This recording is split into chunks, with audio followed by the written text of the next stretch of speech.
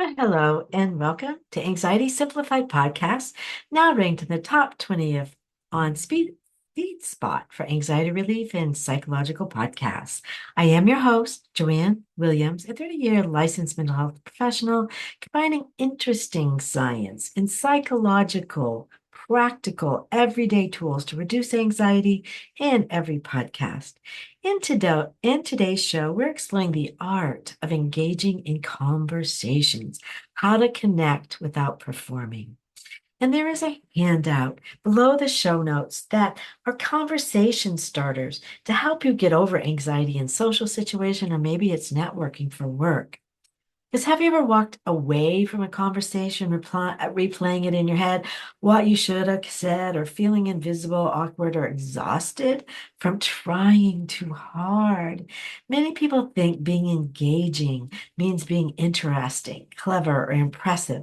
But the truth is, the most engaging people aren't performing, they're just present. They're being authentic. And today we're shifting the focus away from what to say towards how to be in the conversations because connection is being built. That's what you really want to do is connect with that right person and being actually curious, being present and emotionally safe. Not after being perfect or being interesting or needing to impress, just being yourself, your authentic self. Being engaging isn't about spotlighting yourself, it's about creating space for the other person to feel seen, heard, and valued. And in this handout, you're going to get how to engage in conversation. Starting the conversation, I think that's the hardest part, is just starting the conversation. Sometimes that's all it needs to see if that's the right person. Maybe they're not. Maybe you go to the next person, but they give you, are giving you actual statements to start with. But remember that people don't remember your words so much as they remember how they felt speaking with you. So, what is active listening? Listening is really about trying to understand and just getting to know somebody, not necessarily responding, listening. No, but this, I want you to notice their tone, emotion, or pauses, not just the content. Same for you. You might crick your head a little bit. Oh, really? I never thought of it like that. Or, having eye contact or really being interested. And a simple practice while they're talking, silently say to yourself, stay here, stay present, which basically means instead of thinking of the next thing you're going to be saying or thinking about dinner, stay present and be here. Stay to yourself. You can ask some follow-up questions that build trust. We're all feeling that. We want to be able to, can I trust this person? Is this a trustworthy person? Do I even want to have this conversation with this person? Instead of moving on too quickly, deepen the moment. What was that like for you? Ask that. Or how did that make you feel in that moment? Or did you feel in your body? Did your chest tighten up? Or, something, did you get weak in your knees? I mean, there's physical things that we can talk about as well that again, people are like, oh wow, they're deep to ask those kind of questions. Or what mattered most about that situation to you? These questions communicate you matter. I'm paying attention. And you can have curiosity over performance. I just hear that, oh, I'm not that interesting. Yes, you are. You don't even know how interesting you are to somebody else, but that's not what's important. We want to even think about the other person. That's what I want you to be doing the whole time, not about am I interesting or not. How can I really show interest in this person's life and what they're doing? But curiosity really reduces your own anxiety because it shifts your nervous system from self-monitoring, that overthinking, to connection. We don't ever need to be clever in our responses, just sincere and interested. So I'm going to give you some great question starters. Or why questions matter. Great questions keep conversation alive and make the other person feel interesting. Use open-ended questions. Avoid yes or no traps. Instead, how How did you get into that? What surprised you the most? Tell me more. I usually sometimes too to do a pause because sometimes you do need to actually think about or that you are interested, but just looking at how to respond. Tell me more. That's a good one. Let the environment or their words guide you. You mentioned stress earlier, they did. What's been weighing on you lately, or what have you found that helps? That sounds meaningful. What does it represent for you in your life right now and currently in your relationship or your work? And then there's some dig questions if you want to go deeper. And you want to keep these to 3 to 5 go-to prompts. Get to practice these. Remember some of these. What was that experience like? Pick which one feels natural. How did you decide that? What was your process? What did you learn from it? I like that one most of all. I think we're all here just to learn lessons in this life and experiences. What did you learn from that? These are grounding tools when your mind goes blank. What did you learn from that? And so let's, without oversharing too, that we want to make this a balance of connection that grows through reciprocity, not just self-erasure or monologues about me and what I do and I'm important, but offer conversational threads and sort of short answers. Yeah, I've been hiking a lot lately. Being outside really helps my nervous system reset. Do you love hiking or nature? This gives the other person something to grab onto and start with. Or they may say, no, but boy, I love my dog, and my dog does make me get out more. Oh, then you go on to dogs. So find some common ground. That's naturally dogs, animals, people, relationships, work. Share emotions that matter. Uh, and the emotions really matter more than the shared experience. You can go to, like, we all have stress.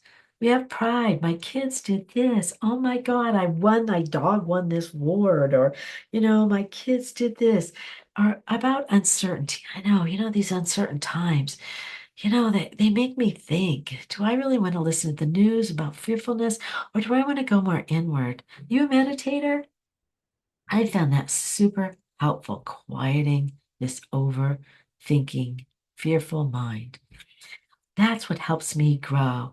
What are you into? I really am into emotional health and growth and even physical health because I just feel like if we don't have health, we really don't have much. I don't know. What do you believe in that? Or you could share some stories with purpose. Ask yourself in these moments as you share these stories, does this build connection? Does it relate? Sometimes people take things way. I was talking about dogs and they go off to talking about food. Are you building a connection if you're not listening and following that person's conversation and follow-up question about that? And does it relate to what they just shared? If yes, share briefly, and then you can go back, to spotlighting them. To learn more what I do as a licensed therapist, one of the things I do find my specialty is anxiety reduction because social situations or presentations really can throw people and into anxiety. And so I teach skills for confidence building, what to do when in these situations with my 30 years of experience. But I do counsel high performers and people pleasers. If you're highly capable, driven, and used to caring more than you're shared, you may already have insight, but still feel stuck because high performers and people pleasers actually know what needs to be changed. They struggle to prioritize themselves without guilt, anxiety, and overthinking. They may be thinking about others more than themselves. And with my experience, I provide hands-on, results-oriented counseling that goes beyond insight. And my work helps to align with your nervous system. You got to breathe sometimes to get reset. So your mindfulness, you get into a deeper awareness to build confidence so that changes are sustainable. And my counseling sessions focus on building life skills for that are going to be there long after the sessions end. And so If something in today's episode resonated with you and you're curious about support, I do offer a free focus call just to ask some questions about maybe I should do this or that. Should it be therapy? Should I do medications? And I'm happy to answer questions about that. But one of my specialties is guiding clients step by step through the ADA process to use your own dog as a psychiatric service dog to fly with you if you have panic or anxiety, be a no pet housing if they calm you, and with no fees or restrictions. You can go to servicedogpro.com for a short pre-qualification guide. I'm also the author of a Superdog Helps Boys Fear, a book written to help families talk about emotions with prompts for parents to be able to talk about big feelings. And again, that Superdog Helps Boys Fears, the book on Amazon or on servicedogpro.com. So let's talk about body language. You know that 70% of communication? Your body often speaks louder than your words. Hunched over, looking down, the eyes going back and forth, does not speak to confidence. Throw your shoulders back, head up. Look at somebody, in their eyes if that's culturally appropriate. But you want your eyes to be kind of gentle, not staring, but just soft. An open posture, uncross your arms, soft facial expressions, or a soft smile, nods. Occasionally, oh yeah, that I never thought about that. That makes sense. But aim for balance, not perfection. About 50% focused, on listening and focused on talking. But mindset shift that can change the things and look at, instead of thinking about your next question or statement, you don't need to impress. You need to just connect. See how you can practice this connection of really wanting to connect instead of going into the fear. Pauses or missteps are honesty, and they make you human and often endearing, not thinking like, oh, they're going to think you're stupid or something. Don't go there. I want you to just practice some of these. Get the handout and start practicing. I know they will work for you. What if you could find the love of your life? If you just knew how to connect, at some social situation, if you're open and want it and intend it. But I'm going to just close with the most engaging conversations often happen. We stop trying to be interesting and start being interested in the other person. So I'm going to thank you for tuning in to Anxiety Simplified, and thank you for making us number 14 for anxiety relief and number 20 for psychological podcast from FeedSpot. I am Joanne Williams. You can always see more at Service Dog Pro, and for counseling, or if you want to use your own dog, if they calm you, to take them into public or fly with them.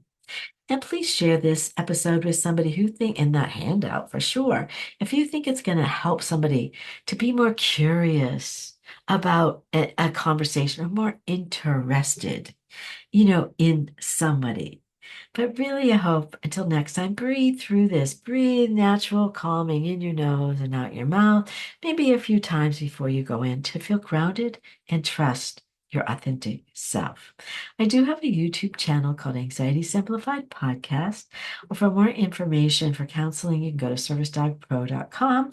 But this is never a means of replacement for therapy of any kind of medical attention. If you need it, always reach out. That's what I do this for. I do have a free focus call. Again, take care of yourself because you know what? All we ever want, seems like in life, for anybody, is to live your life feeling exquisitely alive and finding pleasure in the things that you are doing. So, bye for now.